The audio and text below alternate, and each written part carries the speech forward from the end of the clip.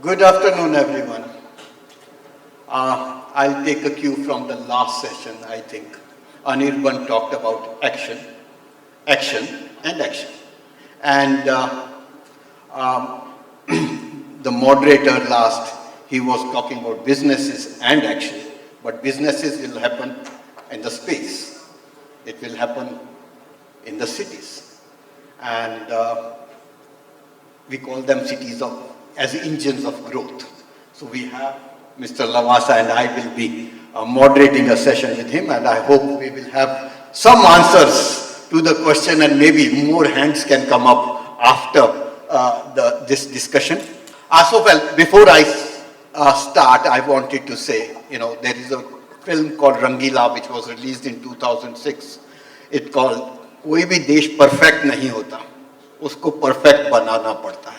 And I think these people like Mr. Lavasa, they are the contributor who have been trying to make this urban India perfect. And we as a cities have been evolving over a period of time.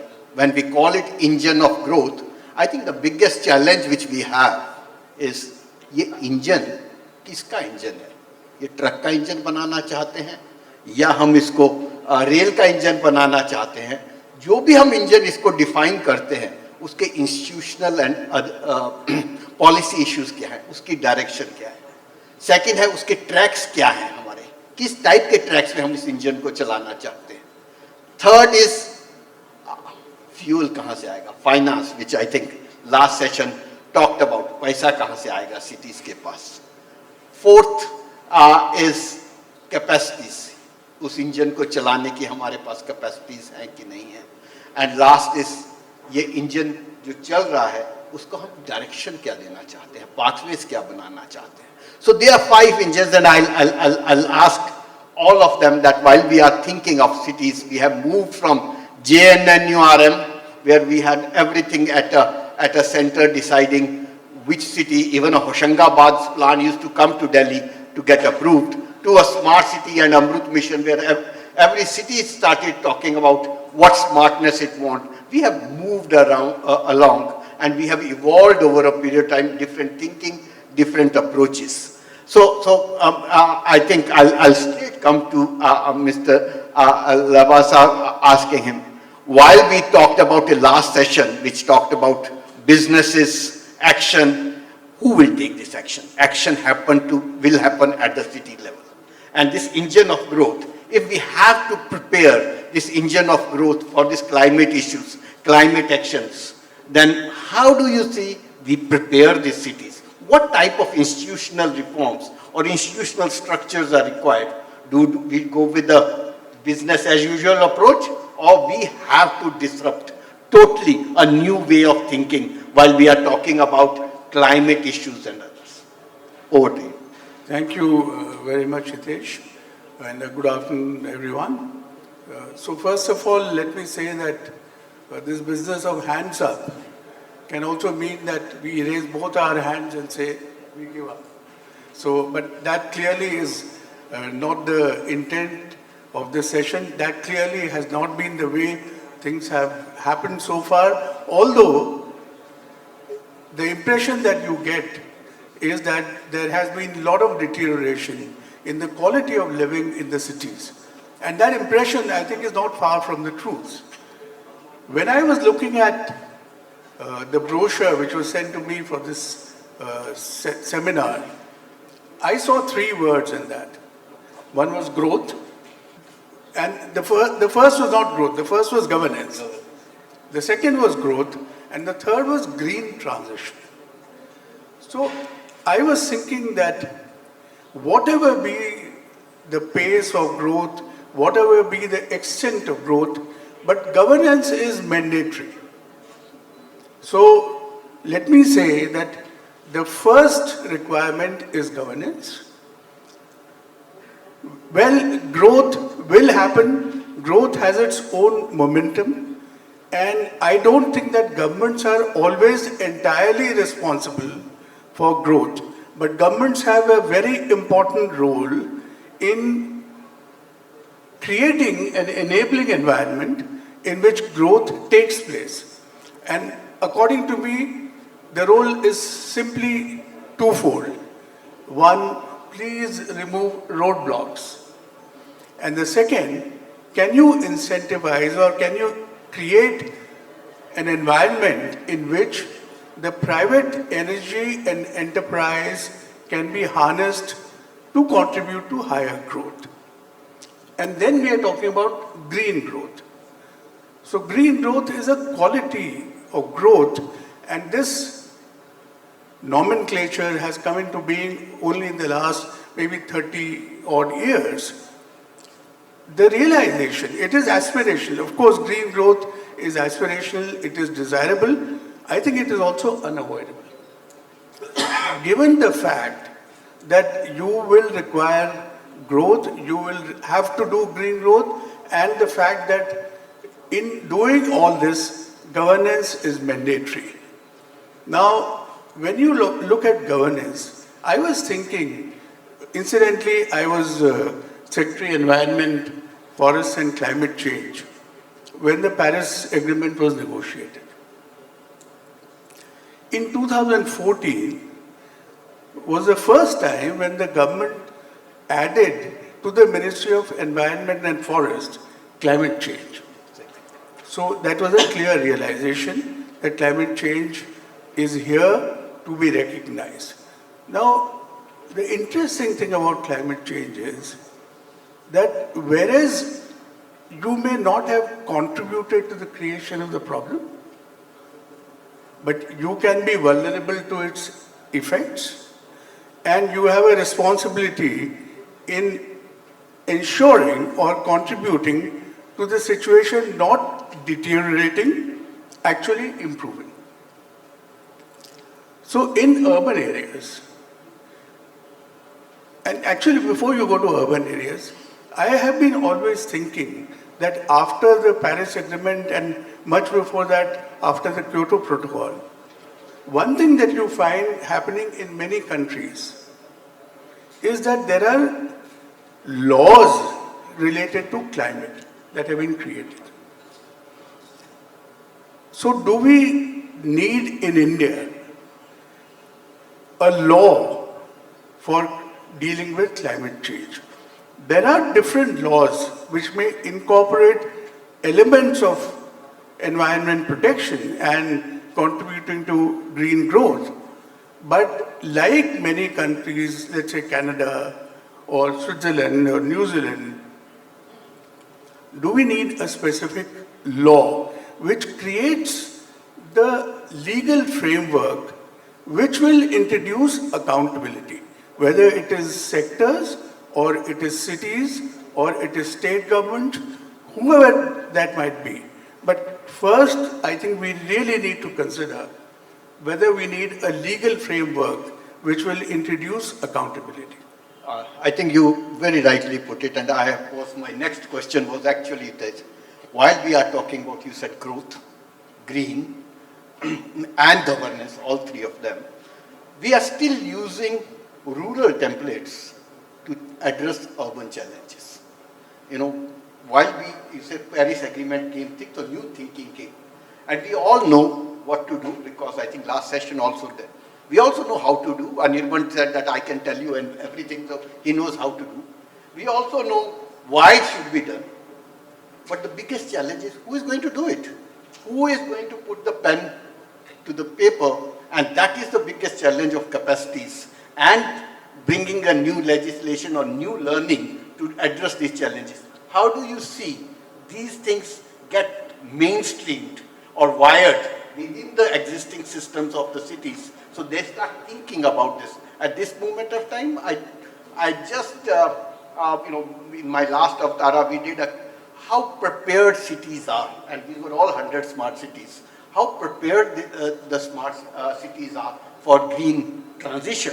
And we came to know that there were only, and I'll say, 20 to 30 cities which have started thinking and prepared. Only 3 or 4 of them are out of 100. So if our smart cities are not green, then where do we want other cities to happen? So that's a question to you. How do you see what type of templates and how do we prepare the who's at the city level who will take this action on it?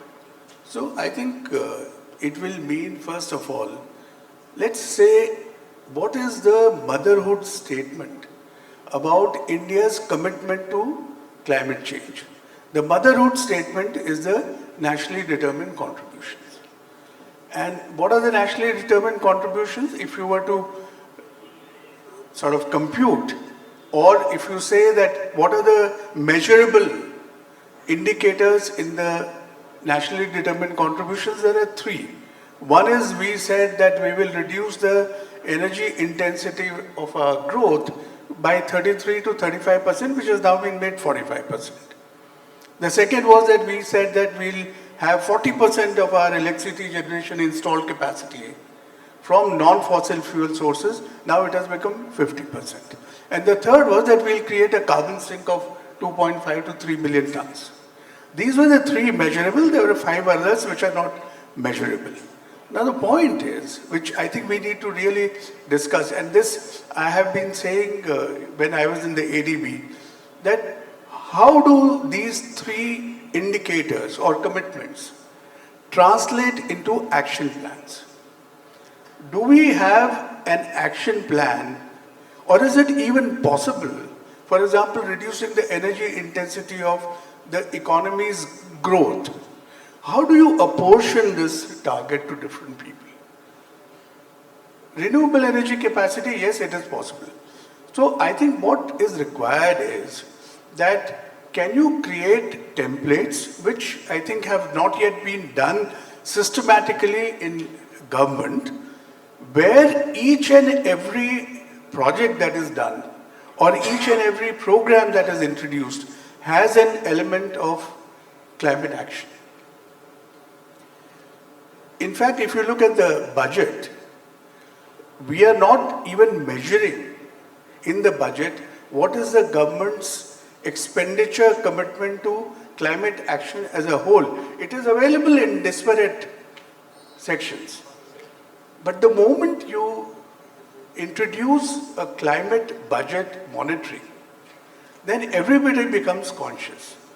Unfortunately, we don't even have the 5-year plans now. So that in the plan, if there was a commitment made, then it was a measurable outcome which you could evaluate. You don't have that as well. So I think it is required that every sector and every state, and similarly the urban local bodies or other segments of implementing different programs, can be assigned measurable outcomes for them. You will be surprised that there is an output and outcome budget given in the budget documents. So if you look at the Ministry of Environment's outcome budget, or what are the outcomes they expect, they don't mention any of these three things. There are other contributors which will eventually go into improving the environment, whether that they will install air quality systems in so many cities, etc., or water quality systems in so many cities. So my point is that the first thing that we need to do is to mainstream, as we were saying. And the question related to mainstreaming would be whether there is enough capacity that exists in these organizations, not only for project preparations, but also do we have enough capacity to evaluate the impact of what we are doing. And that is where I think some initiative, for example, was taken by the CAG in setting up a center in Jaipur, where you train auditors to measure and evaluate the impact of this. Let me just say one more thing, and this actually comes out of what was discussed, and very good point made by Mr. Anirban on the ESG. Now, he did say that ESG is just reporting, but we all know that what gets counted gets done. The fact that SEBI and other corporate governance requirements said that every company should make an ESG scorecard. So whereas there might be some enlightened corporate groups which have incorporated this as a part of their business philosophy, But equally, there could be many more who are compelled to think ESG because there is a requirement by the regulator. So I think regulation has its role, and in terms of regulation being a driver of capacity building, ESG is a good example. And therefore, I feel that the moment you incorporate climate-related action standards in all the projects, people will be compelled to look at them, to incorporate them, and then, of course, to assess the impact of that. No, I definitely think, as I also are very optimistic that cities have hunger right now. One thing which I have seen over the cities are moving towards that green thing and ESG and other tools, which you also said we need the tools, we need the templates, we need the training, we need the techniques to do this. So all these are required. But ultimately, we also see you have a lot of expectations from cities. Cities to perform, and somebody says government to. Businesses want government to perform, government want businesses to perform. So we all talk about a right-hand side of the menu. Nobody talks about the left-hand side of the menu. Coming from ADB and Link, how do you see a match between the right-hand side of menu and left-hand side of menu? How do you prioritize and how do you prepare cities to really start thinking about these things? So let's look at the urban areas, and I don't mind admitting that even 25 years back, when multilateral organizations used to come to India in search of doing urban development projects, there was an argument given to them that instead of focusing on the big cities, let's look at the middling towns, which are up and coming, and in those towns, it may be possible for you to arrest the problem. Whereas in the bigger cities, the problem is so gigantic that even if you try to deal with them, you will not be able to create an impact. So is it better to look at smaller towns? But that having said, I think even the fact that most of our towns, however they might have grown, there is still a lot of scope for urbanization in India. According to the Isha Judge Ahluwalia report, almost 70% of the infrastructure to be created in urban areas was yet to be created when she gave the report. We still have to create one Chicago every year, actually. Right. So when you create, let's take one example, affordable housing. We all know that the lack of housing amenities contributes a lot to whatever we see in the urban areas. I mean, in terms of improper regulation, in terms of water supply, in terms of sanitation, so many things is on account of improper and inadequate housing facilities. Are we ensuring that all the housing that is coming up in the cities, whether affordable or for the better off sections, are they environment friendly? Is the ECBC, as it was called earlier, now it is called ECSBC, right? The Energy Conservation Code. What elements of the Energy Conservation Code are incorporated in them? You are an expert in urban affairs. Why is it that despite more than 2 decades of Energy Conservation Code having been in existence, why has it not been incorporated as a regulatory requirement? It's a question we need to ask. Why is it that the water supply in our cities is not treated to the extent that it is done in many cities abroad? Why are we not recycling? We were talking about water allowance and zero water allowance. Can we reach a situation where I don't draw water from the grid and am I able to recycle that water? No. Dual piping system, for example. Running out of time, so I'll just ask, you asked very great question and I'll take a minute. You said ECBC, why not being regulated? I think one thing which I have learned of the siloed approach which we are really managing our cities.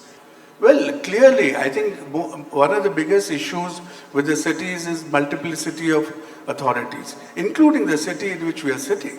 And I may share with you that IIT Delhi they had in 2018 done a study on the floodplains and the problem of drainage in Delhi. And in their report, they have mentioned that there are 11 departments in Delhi who are responsible for drainage. So a coordinated approach is definitely required. One example which you can see, however imperfect it might be, is Noida better developed than Gurgaon? Gurgaon suffers from a lot of authorities doing different things, maybe the same things, not talking to each other. And one of the reasons why Noida succeeded was a integrated approach. No, I think there is a lot of discussion points, and I think we have a time up. We can't ask questions, take questions from the audience. So it's over. Unfortunately, sir, we'll have to Okay. move on. No, thank you, sir. Thank you for such a candid answers, and I hope, I don't know whether within 20 minutes we could make the hands down and up, but I definitely, coming from urban development working, I see a lot of hope, and cities are evolving, and we may not become a smart in the space of smart, but I think we are going to be the journey for smartness, and I don't like the word smart, but to the time I will just say that let's keep with that word right now. Thank you.